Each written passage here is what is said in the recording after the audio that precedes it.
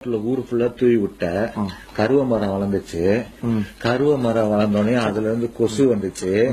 அந்த கருவ மரம் தண்ணி எல்லாம் உறிஞ்சிச்சு. அதனால விவசாயம் படுத்துச்சு. விவசாயம் படுத்ததுனால பிபி ஏறினுச்சு. இந்த டயத்துல கொசுவும் அதிகமாச்சு. கொசு அதிகமானதுனால கொசு கடிச்சு கடிச்சு கடிச்சு தூக்கம் வராம இருந்துச்சு.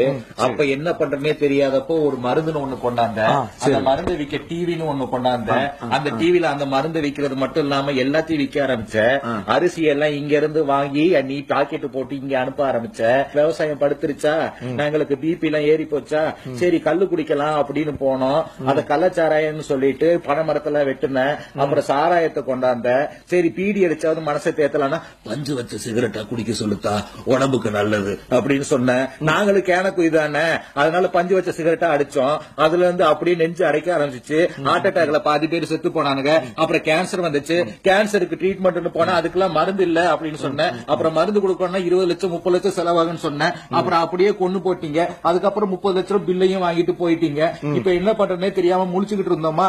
அப்பதான் சரி மாடுன்னு ஒண்ணு இருக்கு, அந்த மாட்டை வச்சு கேணி ஏதாவது தோண்டி கொஞ்சம் விவசாயம் பண்ணலாம்னு கேணி தோண்ட மாடை வச்சு. அப்பதான் சோலார் பம்பே அப்படின்னு ஒண்ணு கொண்டாந்த. அதுக்கப்புறம் கேணியும் தோண்ட முடியல மாடை வச்சு. சரி ஏறாவது உழுகலாம் அப்படின்னு பண்ணோம். அப்ப டிராக்டர் அப்படின்னு ஒண்ணு கொண்டாந்த. அதனால மாடை வச்சு சரி ஜல்லிக்கட்டாவது நடத்தலாம் அப்படின்னு வச்சிருந்தோம். அப்பதான் பீட்டான வந்த தேவடியா பையா அந்த பீட்டா வச்சு ஒரு 4-5 பேரு அப்படியே பிராண்ட் அம்பாசிடர் ஜல்லிக்கட்டு நடத்தணும்னு நாங்க காலமாடா வச்சிருக்கோமா. அந்த காலமாடெல்லாம் வச்சு ஜல்லிக்கட்டு நீ நடத்த விட மாட்டியா.